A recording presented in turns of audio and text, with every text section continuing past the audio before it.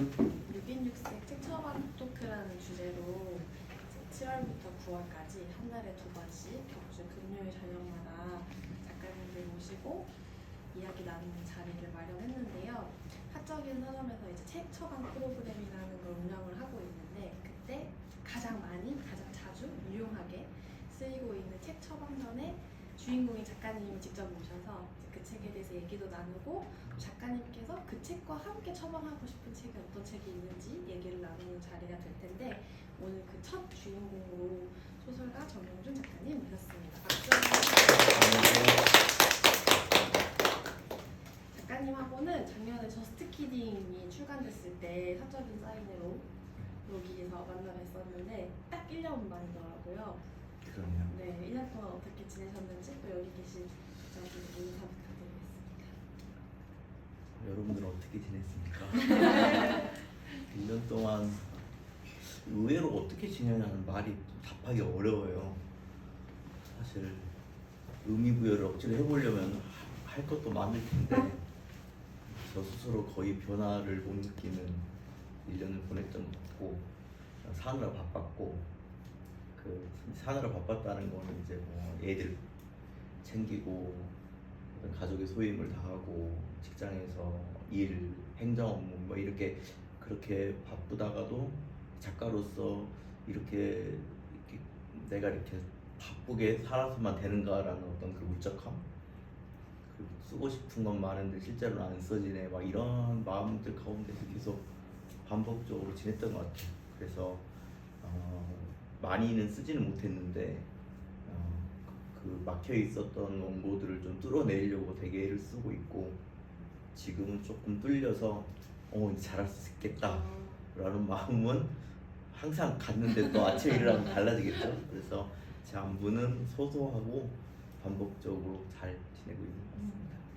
작가님께서 그 진행하고 계시는 여러 가지 일들 중에 팟캐스트 운영을 또 하고 계시거든요. 제가 오늘 또 영업을 한번 해보려고 하는데, 작가님께서 한 사람을 위한 문학 이야기라는 팟캐스트를 직접 진행을 하고 계세요. 그래서 이 작가님께서도 팟캐스트를 통해서 평소에 읽고 좋았던 뭐 문학 작품이라든지 책들을 추천을 해주시고 계시고, 또 이제 학교에서 교수님으로 계시다 보면 학생들한테 또 이렇게 개별적으로 뭔가 책 추천을 할 상황이 자주 생길 것 같고, 그래서 뭔가 작가님한테 책 처방 혹은 책 추천이라고 하면 어떤 것들이 생각나시는지, 그리고 책 처방이나 책 추천에 대해서 어떻게 생각하시는지 좀 여쭤보고 싶었어요. 팟캐스트를 운영이라고 할 만큼 거창하게 하는 게 아니라 사실은 누군가를 위해서 하는 방송이 아니에요. 추천이라기보다도 나는 이 책이 좋았다 라고 하는 말을 써떨 사람이 없어가지고 하는 거에 가까워요. 마치 우리가 쓰는 블로그 같은 것도 누군가 보여주려고 하는 건 아니지만 마치 일기처럼 쓰지만 누군가 봐주는 것 때문에 묘한 어떤 것처럼, 문학에 대한 것도 늘 그 정돈된 언어로 에세이를 쓰고 그런 것들보다 좀 더 이렇게 조금 더 사변적인 이야기를 하고 싶은 마음에 저는 하는 거고, 그 들어주신 분들은 추천처럼 느낄 테니까 그래서 이제 추천이라고 하기에는 좀 너무 이제 좀 작은 마음으로 해가지고 이상하게 이 팟캐스트 얘기할 때마다 마음이 작아져서 누가 이 얘기를 하면 늘 부끄럽지만, 한 사람을 위한이 작가님일 수도 있는 거네요. 그렇죠. 사실은 어떤 의미로 보면 내가 이렇게 수다 떨고 누군가 이 수다 떠는 걸 비슷하게 나의 마음으로 느끼는 사람들을 있겠다 싶은 마음에 이제 한 건데, 이게 이런 식으로 대화가 될 줄 알았다면 좀 더 사실은 이제 이걸 제대로 해보자라고 하는 것도 많았었어요. 그러니까 일단 그렇게 하려면 녹음하러 가야 되고 힘들고, 원치 않은 책에 대해서도 말해야 되고 뭐 원고도 써야 되니까, 그 정말 느낌이 딱 오면 녹음 버튼으로 단 한 번의 편집도 없이 그냥 올려버리는 거거든요. 그러니까 일단은 저한테 어려움이 없잖아요. 그래서 마음을 담아 하는 건 하는데 너무 허접하게 해서 참 이거 말하는 게 좀 애매하다는 생각이 들고요. 책에 대한 이야기는 학교에서 많이 하죠. 제가 주로 학교에서 하는 거는 소설을 쓰고 싶어하는 친구들이 모여서 소설 창작 워크숍 같은 걸 합니다. 목적은 소설 쓰려는 친구들에게 제가 작가로서 같이 생각을 해보는 건데 사실 쓰기보다 더 중요한 건 읽기인데 뭔가를 써오는 사람들은 알 거예요. 제가 얼마나 읽기에 빚지고 있는지. 그래서 이제 어떻게 보면 쓰기에 도움을 주는 방식의 읽기를 자꾸 인식하려고 하고 그래서 이제 저도 늘 처음에 시작할 때 오프닝으로 하는 건 이번 주에 뭐 흥미롭게 읽은 거 이야기해볼까라고 한 10분 정도 이야기하는 것 같아요. 무엇을 읽었든 무엇을 봤든 영화 이야기, 드라마 이야기, 뭐 애니메이션 아무 얘기나 그래서 매주마다 저는 요즘 뭐 읽고 있는데 좋았다 이런 얘기를 하면서 이제 시작하는 것 같아서 그게 이제 어떤 사람들에게는 추천이 될 수도 있겠고 공통 감각을 갖고 있는 사람에게는 이제 위로가 될 수도 있겠는데 저는 이 처방이라는 말을 듣고 좀 되게 좀 좋으면서도 멋졌어요. 책 처방. 근데 이 책 처방이란 말이 가능하려면 독서가 구체적으로 마음의 위로나 혹은 어떤 상처의 치유가 된다는 거를 경험하거나 그걸 믿어야 되잖아요. 처방을 말하는 사람도 들으려는 사람도 굉장히 이 독서에 대한 자기 경험이 있어야 되는 것 같고 그리고 이 경험이 강한 사람은 이 경험을 하지 않은 사람에게 자신감 있게 한번 마치 전도하는 사람들이 하는 것처럼 그런 마음을 가져야 되는데 그래서 저는 이 책 처방이라고 하는 건 누군가한테 이렇게 그냥 내가 좋아하는 걸 이야기하면 누군가 얻어 걸리겠지라는 마음으로 이제 이야기하는 거고 아주 가까운 사람들에게서 할 수 있을 것 같아요. 가까운 사람들에게는 그의 사정을 아니까 최근에 아버지를 잃은 친구가 있었는데 그 친구가 바로 이제 상을 치르고 나서 당장 그러잖아요. 한 달쯤 뒤에 제가 C.S. 루이스 헤아릴 수 없는 슬픔이라는 책을 추천을 해줬거든요. 그 안에서 여러 가지 문장도 있지만 반드시 그 친구가 읽고 밑줄 그었으면 하는 문장들이 있었고 그걸 굳이 제가 짚어주진 않았지만 발견하기를 하는 마음으로 줬던 것 같아요. 그런 식으로 단순히 뭐 생일이니까 책 선물인다 이런 느낌하고 달리 책 처방이라는 마음으로 할 때는 반드시 그가 지금 어떤 삶을 살고 있는지 그는 어떤 사람인지 그가 살아왔던 삶까지도 충분히 알아야만 가능한 거기 때문에 굉장히 좀 이게 정말 가능하다면 되게 대단하고 되게 좋은 것 같아요. 그래서 이 책 처방이란 말이 이 컨셉이잖아요. 네. 대단하십니다. 전 진짜로 이걸 믿는데 네. 다른 사람들도 이런 걸 겪을 수 있을까라는 그런 마음 있잖아요. 되게 소심한 종교인 같은 마음이랄까. 맞아요. 나는 믿음이 있지만 다른 사람들이 믿겠어라는 마음으로 전도를 못하는 그런 마음 같은데 그래서 저도 되게 이게 좋았던 것 같아요.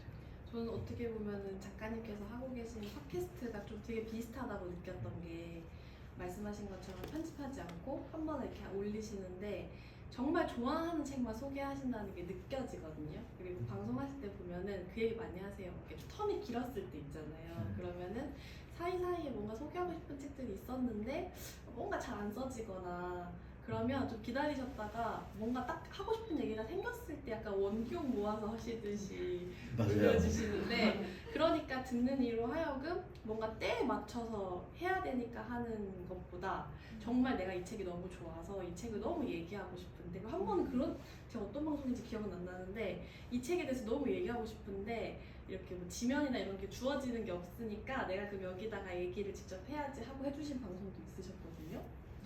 거의 그런 책들이 맞아요. 그런 멘트도 한 것 같아요. 저도 근데 그런 감각을 느낀 적이 있고 책을 읽었을 때 덮었을 때 나 이걸로 너무 하고 싶은 얘기가 많고 이런 느낌과 재미를 누군가가 알아줬으면 좋겠고 하는 마음에 하시는 게 이제 작가님께서는 어떻게 보면 한 사람을 위한 문학 이야기라면 저는 그거를 책 처방으로 하고 있는 것 같아요. 제가 만난 손님들한테 읽었던 책 중에서 이 책은 이분이 읽으면 너무 좋을 것 같은데 하는 것들을 권해드리고 있는 것 같고 제가 유튜브에 봤어요. 유튜브에서요? 공들여서 이렇게 대화하면서 책 처방은 저렇게 하는구나. 아니 저도 한번 처방해 주세요. 다음 질문을 드리도록 네. 하겠습니다. 그 이번 북토크 제목이 책에 기대고 싶은 당신에게라고 저희가 지었는데 식초방이라는 것도 사실은 내가 살면서 조금 고민이 있거나 막막하거나 답답할 때 뭔가 책에서 좀 기대어 가거나 뭔가 좀 쉬어가고 싶은 마음으로 오시는 것 같다는 생각을 했거든요. 작가님께서도 책에 기대어 건너온 시절이 분명히 계실 테고 또 많으실 거라는 생각이 드는데 그 중에서 조금 오늘 같이 소개하고 싶은 책 처방전이 있다면 어떤 건지 궁금하더라고요. 아 근데 이게 진짜 이게 좋은 음악 하나 소개하는 것만큼의 어려운 것 같아요. 이 책이 좋다라고 하는 건 너무 다양한 방식으로 말할 수 있고 이게 막 와 책을 보면서 막 놀라웠던 거 아니면 막 어떤 의미로 보면 친구처럼 이렇게 여러 가지 게 있잖아요. 그래서 이 기댄다라고 하는 말을 많이 생각해 봤는데 그러니까 저는 사람이 이제 기대는 건 대부분 사람한테 기대고 싶어 하죠. 원형적으로 우리 엄마 아빠한테 하고 있는데 그게 잘 안 되니까 우리 인형이란 말도 사람 인자를 쓰잖아요. 사람의 형상으로 해서 그래서 어느 순간 인형을 막 애착이 있고 이런 친구들은 어떻게 보면 결국 해주지 못한 것 때문에 이렇게 애착이 생기는 인형을 썼다고 생각하는 것 같아요. 그래서 그런 의미의 책들도 물론 많죠. 그런데 그거 말고 제가 글 쓰는 사람으로서 여전히 책을 좋아하는 사람으로서 가장 저를 의기소침하고 답답하게 만들면서 짜증나게 하는 질문들이 책은 곧 사라지지 않을까라는 그러니까 소설도 그래요. 네. 그러니까 저는 글 쓰기 시작하면서부터 이 경고를 듣고 그냥 그래서 어딘가에서 책을 태어날 때부터 죽어 있다라고 제가 그렇게 표현한 적도 있거든요. 저는 이 책을 좋아하기 시작하고 글을 쓰려고 할 때부터 문학의 위기, 뭐 문학의 정원 이야기를 들었기 때문에 사실 저는 제 삶에서는 그런 거를 많이 못 느꼈단 말이에요. 그래서 그런 마음이 들 때마다 정말 늘 그 몇 번이고 읽었던 책 중에 하나가 이제 그림책인데 오피리아의 그림자 극장이라는 책이 있어요. 이거 정말 너무 읽을 때마다 조금 더 이렇게 약화되지 않는 게 그 미하엘 엔데라는 작가가 쓴 건데 모모의 작가. 제가 제일 좋아하는 책일 거예요. 이 책을 10권 이상 선물한 것 같아요. 너무 사람들에게. 그 책의 내용 간단히 뭐 어떤 거냐면 그 너무나 그 문학을 사랑했었던 부모님이 딸이 딱 나오고 나서 이 친구에게 훌륭한 배우가 되라는 마음으로 오피리아라는 그 큰 그 햄릿의 어떤 그 인물의 이름을 줬는데 너무 목소리가 작은 거예요. 너무 작고 실제로 그런데 재능도 없어서 결국 배우가 되지 못하는데 그 친구는 너무 그 극을 사랑했기 때문에 어떤 역할을 하냐면 무대에서 작은 상자에 나무 상자에 몰래 들어가가지고 배우들한테 대사가 틀리면 대사를 불러주는 거거든요. 목소리 작으니까. 목소리 작으니까. 근데 그걸 우리가 이게 단역처럼 하는 게 아니라 너무너무나 많이 보고 또 봤기 때문에 다 외우고 있어요. 컴퓨터처럼. 근데 그게 오피리아의 삶인데 어느 날 이제 모은의 그래서 극장이 문을 닫잖아요. 극장을 닫고 이제 오피리아도 이제 다 할머니가 다 됐어요. 할머니가 이 생이 거의 끝나갈 때쯤 이제 이 극장이 문 닫는데 마지막에 모두가 사라진 그 순간에 혼자 가만히 무대에 있는 어느 순간 갑자기 그림자가 나타나는 거예요.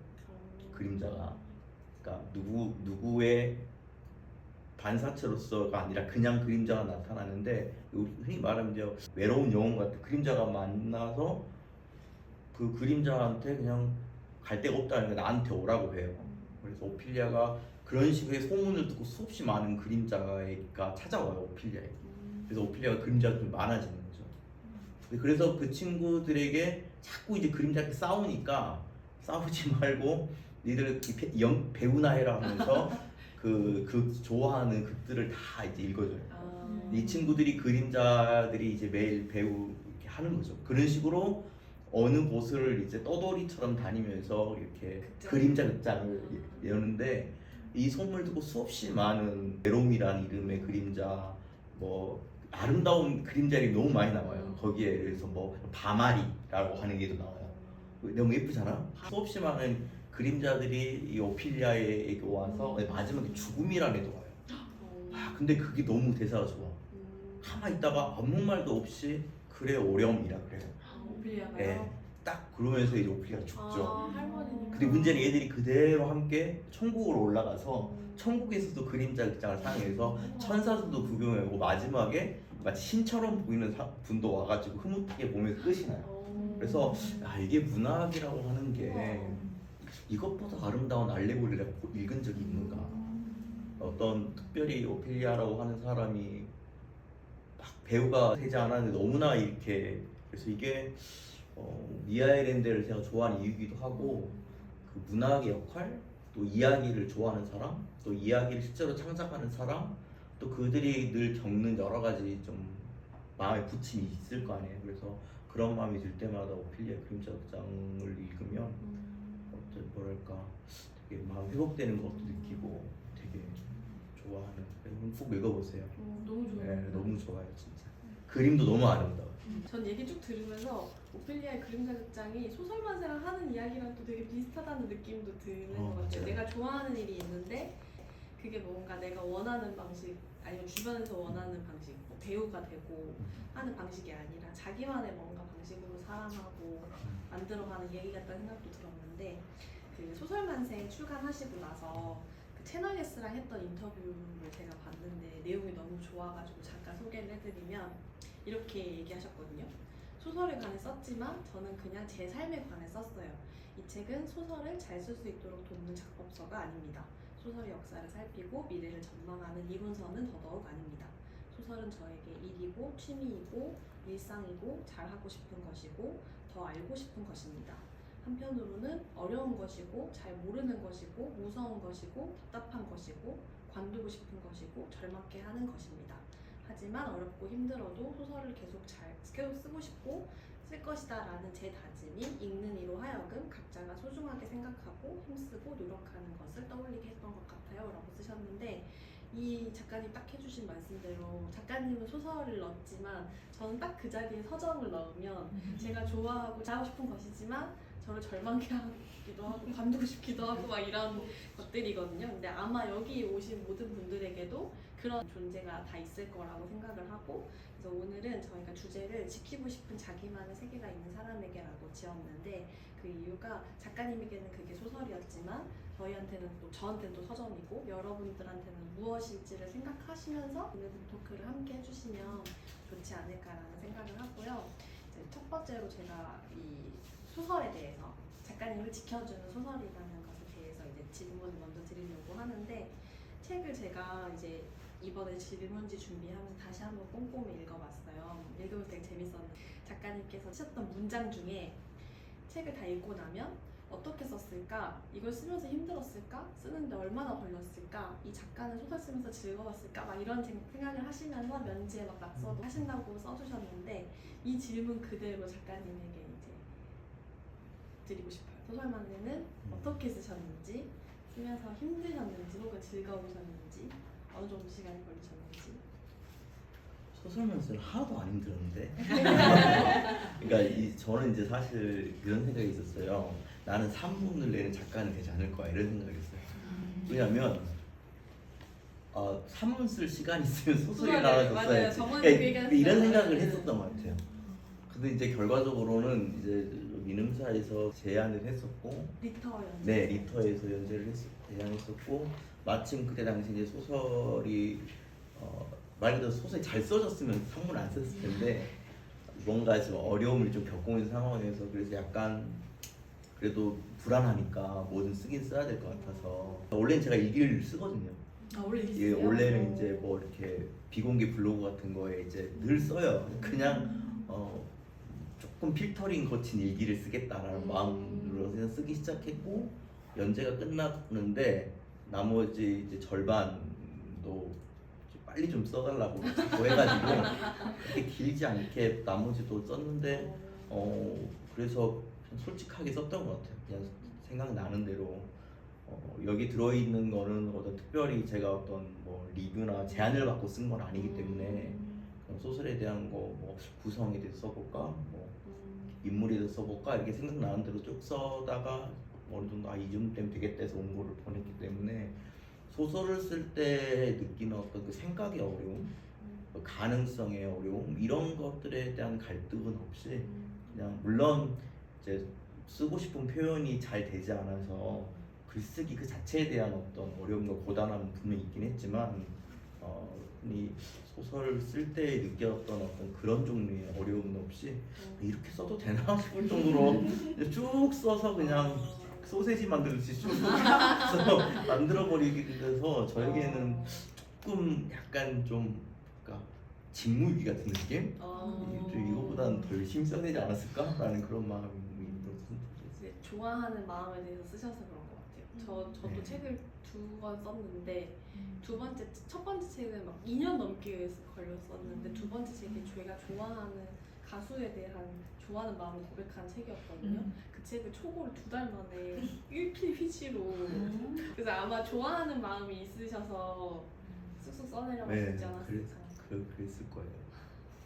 그 이번 소설만세를 읽어보면 작가님께서 이제 소설에 관한 여러 얘기를 해주시는데 읽고 좋았던 소설 작품에 대한 감상도 되게 많이 들어가 있잖아요. 저는 그 중에서 영업을 되게 많이 당했는데 말이 드론의 장엄호텔 소개해주시는 문구에 뭐라고 쓰셨냐면은 장엄호텔을 읽었다. 재밌냐고? 그렇지 않다. 추천할 수 있습니까? 머뭇거리게 된다. 하지만 좋았느냐 묻는다면 좋았다 답할 것이다 라고 쓰셨는데요. 작가님이 생각하시는 재밌는 소설, 그다음에 추천할 수 있는 소설, 그리고 좋은 소설의 기준이 어떻게 다른지 좀 궁금하더라고요. 재밌는 소설은 어렵지 않은데 그냥 계속 읽어지는 거. 재미라고 하는 게 어떤 퍼니함은 아니잖아요. 이제 이 재미라는 단어는 쓰지만 사람마다 이 재미를 다 다르게 느낄 거예요. 이 재미는 누구랑 상의할 필요가 없는 거죠. 그냥 내 감각 속에서 이 어떤 사람은 매력이라고 느낄 거고 어떤 사람은 이 매력 중에서 뭐 아름다움, 뭐 시적인, 웃긴, 흥미 이렇게 바꿀 때 이 재미라고 하는 건 특별히 그 어떤 다른 사람의 설명과 도움 없이 혼자서 그냥 끝까지 읽어 나갈 수 있는 그게 재미있는 거. 추천이라고 하면 조금 다르죠. 추천은 반드시 어떤 목적이 있고 추천해달라는 사람과 추천의 목적 어떤 감정적인 독자분이 있기 때문에 예를 들어서 뭐 청소년들에게 추천할 때 아니 에르노의 소설 같은 걸 안 추천할 거란 말이에요. 너무나 좋아하지만 또 그런 것처럼 약간 추천을 할 때는 조금 더 이걸 나의 어떤 객관적인 호불호와 취향에 기본적으로 제가 동의를 해야겠지만 좀 더 읽어갈 사람들을 한 번 더 고민해보고 추천을 해야 될 것 같아요. 그리고 좋은 소설이라고 하는 건 정말 이거는 그 코에 걸면 코걸이 귀에 걸면 귀걸인데 좋은 소설은 정말 못 쓴 소설도 좋은 소설이 될 수 있는 것 같아요. 아 반면교사가 될 수 있으니까요? 아니요. 그러니까 너무 다른 거예요. 이 좋은 소설은 사람마다 이 좋다라고 하는 느낌이 너무 달라서 예전 에피소드가 기억나는데 어떤 책이 있었어요. 어떤 출판사의 사장님한테도 원고가 들어온 거예요. 참 너무 좋았는데 난 너무 좋았지만 이거를 다들 안 좋아할 거다라는 생각. 그래서 이제 자기가 믿을 만한 작가님들에게 이 원고를 보냈죠. 이거 내가 내도 될까? 그랬더니 모두 다 절대로 내면 안 되는 책이다. 심지어 혹시나 이걸 낼 생각이 있으면 절대로 그러면 안 돼. 너의 출판사에 명운이 걸렸다. 그런데 불구하고 그렇지? 라고 하면서 말해놓고 몰래 내버린 거야. 그런데 결과적으로 그 출판사는 그 책 때문에 빌딩 올리고 그렇게 되었어요.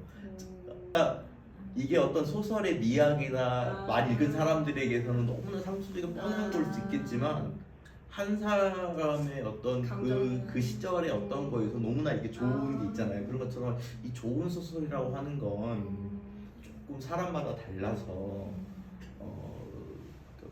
100명이면 100개의 좋음이 있는 것 같아요. 하지만 결국 이런 것들은 다 서로 합의하기 좀 어려운 객관적 감각 안에 갇혀있는 개념이 아닌가라는 생각은 듭니다.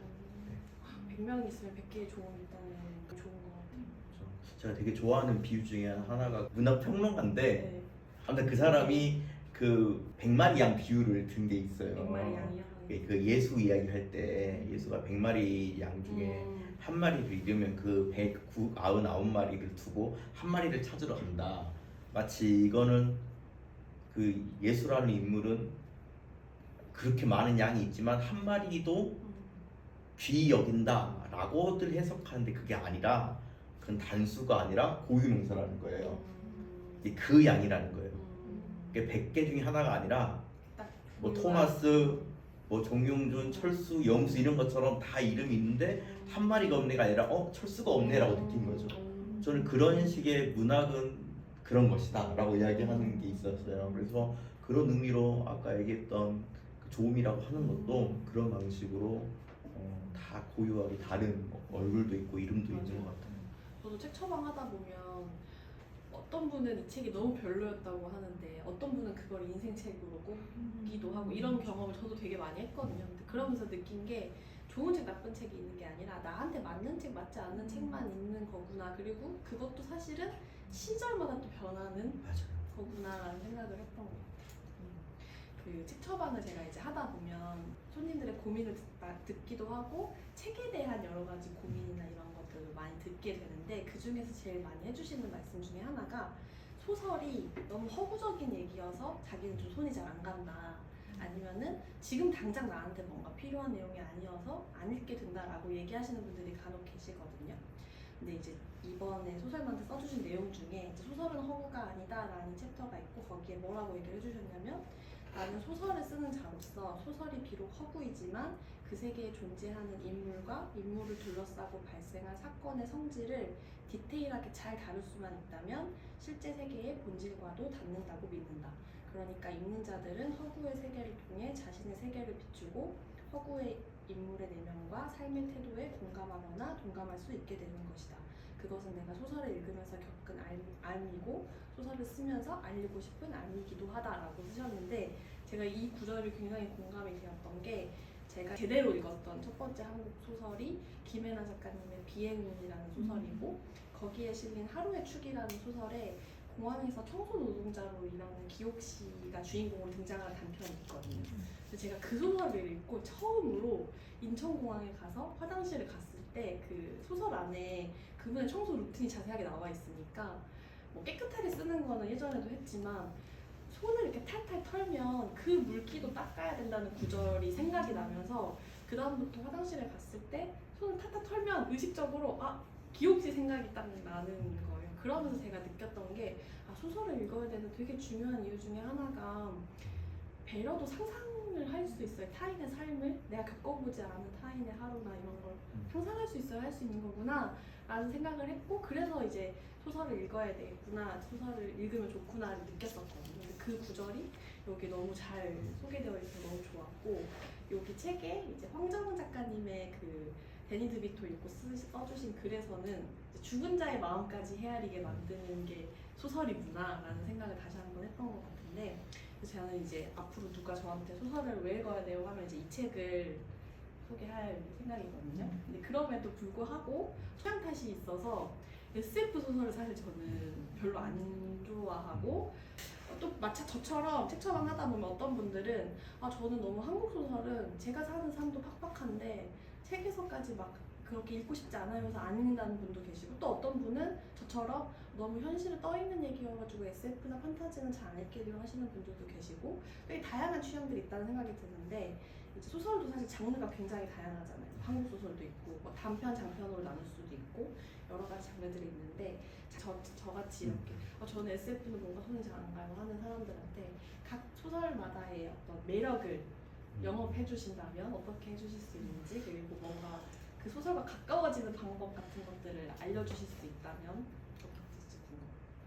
일단 저는 소설을 별로 안 좋아하는데 좋아하고 싶은 사람들도 있어요. 오, 그쵸. 근데 이게 이제 저는 이제 문학을 좋아하는 사람과 문학을 좋아하고 싶은 사람이 있다고 생각하는데 뭐 그런 생각조차 안 하는 사람, 그런 생각조차 안 하는 사람은 우리가 어떻게 할 수 없지만 네. 좋아하고 싶은 사람이 이제 우리의 희망이에요. 그쵸. 좋아하고 싶어하는 이 마음에는 설명을 썼지만 책을 들고 다니면 멋있어 보이기도 하고 책이 아름다운 오브제처럼도 보이고 여러 가지 의미가 있어요. 그런데 소설을 읽기 위해서 가장 먼저 가져야 되는 현실 인식은 뭐냐면 내가 소설을 안 좋아하는 게 아니라 소설을 읽기가 너무 어렵다는 걸 받아들여야 돼요. 이거 실질적으로 내가 소설을 읽는 게 내가 잘 안 읽어진다는 그 자체가 하나의 훈련이 필요한 건데 그래서 우리는 언제든 읽을 수 있으니까 언제도 읽지 않는 상태 텍스트를 통해서 이야기를 소비하는 게 너무 어려운 거예요. 영상으로 또 많이 그렇죠. 소개하고 하니까 그렇죠. 그래 우리가 3대 취미가 맨 있잖아요. 음악 감상, 영화 감상, 독서인데 말도 안 되는 거지 생각에. 음악과 영상은 귀가 청력 있고 시력 있으면 가만히 있어도 소비할 수 있는 거거든요. 어떤 의미는 정말 그건 취미가 될 수 있죠. 가만히 내가 그거를 받아들일 걸 말 것인가 하면서. 하지만 독서를 통해서 소설을 읽은 거는 엄청나게 어려워요. 작가인 저조차도 애쓰지 않으면 절대 안 되는 거예요. 그거를 받아들여야 되는데 내가 그러한 거를 열심히 노력하고 그만한 가치가 있다라고 내가 한번 받아들일 수 있을 것인가 라는 마음. 그래서 기본적으로 난 소설을 별로 안 좋아한다라는 그 마음속에서는 정말 읽은 다음에 나의 감각적 판단으로 난 별로다라고 하는 사람보다도 내가 읽다가 읽어지지 않는 그 자체가 소설의 가치 판단을 내리는 거예요. 내가 다 못 읽었으니 감히 나를 못 읽겠다고 감히 내가 읽히지 않도록 있다 이런 식으로 되는 거죠. 그래서 어떤 의미로 보면은 1차적으로 이렇게 진입장벽은 소설을 통해서 서사를 소비한다는 건 굉장히 어려운 거고 내가 마음을 먹어야만 가능한 어떤 종류의 심지어 저는 이렇게 악기 배우는 사람의 마음가짐 정도도 필요한 것 같아요. 피아노는 어려운 게 없잖아요. 건반 누르면 되니까 사실 악보도 있고 비밀이 없어요. 근데 그걸 칠 수 있는 거는 익숙해져야 되는 거잖아요. 제가 소설을 내가 읽기가 어렵다라고 먼저 받아들이고 그 다음 단계로 넘어가신 분들은 저는 일단 소설이라고 하는 건 취향은 분명히 존재한다고 생각해요. 이게 더 이상 뭐 반드시 읽어야 될 소설 같은 건 없죠. 첫 번째로는 제발 그 너무 고전주의자가 안 쓰고 뭐 죽기 전에 읽어야 되는 100가지 뭐 하버드에서 추천한 100 이런 거 왜 읽는지 모르겠어. 아니 그러니까 내가 제와벌까지는 이해되지만 까라모조프 형제들은 정상적인 현대인들이 읽기 어렵거든요. 이상이 읽을 게 너무 많으니까 저는 이런 규칙을 갖고 있어요. 내가 읽어서 5페이지를 넘어갈 때 내가 어렵다 그럼 덮어버려요. 그럴 가치가 없으니까 읽을 게 너무 많으니까. 이거 말고도. 네, 그런 의미로 문제는 내가 나한테 마치 이게 미팅 같은 건데 나한테 맞는 사람을 만나려면 정말 천생연분으로 우연히 맞을 수도 대부분은 만난 다음에 끝이 되는 거잖아요. 그래서 나한테 맞는 소설을 찾으려면 발품을 좀 팔아야 된다는 거죠. 일단은 여러 가지를 읽어봐야 되는 마치 우리 찍먹이라고 하잖아요. 조금씩 이렇게 맛을 봐야 되는데 그런 좀 노력을 좀 하지 않고 내가 읽었던 소설 몇 편을 가지고 바로 판단하는 건 조금 어려움이 있다. 그리고 그렇다고 해서 소설을 취향의 세계로만 또 보면 뭐가 문제냐면 내가 경험해보지 않은 것을 무가치하게 여기는 마음이 어느 순간 마음이 자리 잡혀요. 그게 무슨 말이냐면 내가 음악을 되게 좋아해서 내가 데스메탈을 좋아하고 있어요. 근데 어떤 뉴에이지 음악이 있는데 사실 내가 잘 안 들어봤어. 그런데 내가 데스메탈을 좋아한다는 것을 합리화하기 위해서 뉴에이지를 폄하하는 마음이 생겨요. 왜 그러냐면 내가 이걸 싫다라고 말하려면 겪어보지 않고 싫다라고 하는 거는 이건 잘못됐다는 걸 머리로 알거든요. 그러니까 자기의 이 취향의 공고함을 위해서 억지로 다른 것들을 깎아내리려고 하는 이상한 합리화가 생기기 마련인데 의외로 저는 독서하는 사람들 사이에서 이게 강하다고 생각해요. 네, 그러니까 이게 이제 자기 자신을 속이는 이제 위치까지 되는 거죠. 그래서 소설이라고 하는 게 이야기긴 한데 첫 번째로 어떤 사람들은 소설은 진지하게 인문학적인 마음으로 읽고 싶어하는 사람이 있어요. 마치 김현수 작가의 소설들을 읽을 때 어떤 그 인문학적인 어떤 소양을 느끼고 어떤 즉 이런 거를 보면서 와 소설이 좋다라고 느끼는 사람들이 있고 또 하나는 말 그대로 스토리텔링으로서 이야기적인 느낌 그 다음에 흥미진진한 거 미스터리가 발생하고 흔히 우리가 얘기하는 스토리텔링의 재미를 느끼는 사람들 이런 분들에게는 이 둘은 좀 상충하죠. 왜냐면 진지하려면 밀도가 필요하고 그 밀도를 갖기 위해서는 앞으로 나가는 서사보다 뒤로 계속 백스텝을 밟으면서 그 사람의 전사와 마음과 내면을 살펴보려면 더디잖아요. 속도가 느릴 수밖에 없는데 빨리 전개를 원하는 사람들이 이게 두 개 상충이 되니까 이 둘은 그러니까 소설을 좋아하는 사람의 가장 큰 기둥인 것 같아요. 소설을 이야기로 소비하고 싶어하는 사람과 진지한 마음 이 두 가지가 있고 그 다음에 이제 많은 사람들이 표현을 좋아하는 사람이 있어요. 소설에 담긴 내용보다 소설에 담긴 의미보다 그냥 그 작가가 쓰는 단어들의 나열들. 그러니까 대부분 인스타그램에 올리는 한두 줄 밑줄은 굳이 그 내용과 무관하게 맞지. 그 뒤에 문장이 아까 뭐 김혜란 작가님 너는 커서 기껏 내가 되겠지 되겠지. 이런 것들이 사실 그 자체의 표현 자체가 하나의 잠언처럼. 근데 소설은 문학은 그것들의 보호잖아요. 그래서 그것을 좋아하는 그 마음도 있고요. 그 다음에 인물의 내면을 살피는 게 좋은 사람도 있어요. 이야기가 그 사람이 인과에 의해서 이 행동 다음에가 아니라 사건은 쉽게 말하면 그 사람이 한 말과 한 행동을 말하는 거거든요. 그런데 인물의 내면은 그 사람이 하지 않는 말도 담을 수 있어요. 하려고 했던 것도 담을 수 있어요. 결과적으로는 이 사람 때리지 않았지만 내가 원래 사실 얼마나 이 사람을 때리고 싶어 했는지가 이거는 서사로는 표출되지 않는 거거든요. 이것을 읽을 때 야 이게 진짜 인간의 삶인지를 느끼는 걸 좋아하는, 이게 한국 단편에 많이 나오는 어떤 인물의 내면과 감정을 헤아리는 일, 이런 걸 또 좋아하는 사람들은 이걸 또 되게 좋아하죠. 그 SF를 즐기는 여러 가지 방법 중에 하나가 저는 이렇게 생각해요. 생각보다 SF는 굉장히 인문학적이에요. SF 세계관을 만들려면 마치 모던한 것들을 다뤄내가지고 조금만 안으로 들어가면 굉장히 신화적이에요. 즉 껍데기는 이 세계에 없는 미래의 어떤 오브제를 다룬 것 같지만 그 안에 흐르고 있는 게는 이제 신화적인 상상력, 원형적인 이야기를 많이 하고 특히 인간 실험을 많이 하죠. 그러니까 실제 리얼리티 서사에서는 절대 다룰 수가 없어요. 막 반영, 내가 다시 태어나도 이 삶을 살까 이런 거는 실제 우리 소설에서는 만들어낼 수 없는 전개잖아요. 근데 이제 테드창 같은 소설을 보면 끊임없이 그 얘기를 하죠. 시간을 돌아가도 나는 이 운명을 어길 수 없고 뭐 이런 거. 그래서 어떤 SF를 즐기는 좋은 방법 중에 하나는 그 안에 들어있는 비현실적인 내용을 너무 집중하는 것보다도 작가가 이러한 비현실적인 거 말고 이 안으로 들어갈 때 그 AI를 다룰 때 항상 은근히 굉장히 철학적이잖아요. 무엇을 인간이라고 할 것인가 라는 부분들을 언제나 참착한다든지. 그래서 이렇게 소설이라고 하는 것도 너무 당연하게 취향처럼 보이지만 자기가 원하는 의미랄까, 자기가 추구하는 바가 다른데, 근데 저처럼 이제 글 쓰고 다양한 소설을 읽다 보면 이렇게 저렇게 다 좋다라고 말할 수 있지만 저 마음 깊숙한 데서 더 추구하는 건 또 따로 있죠. 이게 지금 약간 수업 한 편 들은 거 네. 같아요. 제가 너무 업자처럼 말했는데 근데 질문을 그렇게 해주셔서 어쩔 수 없이. 저 약간 들으면서 교수님, 갑자기 제자들은 너무 좋겠다 이런 생각하면서 지금 듣고 있었어요. 어떤 소설을 어떻게 나는 좋아하고 있나 이런 생각도 하면서 아마 다 들으셨을 것 같은데, 다음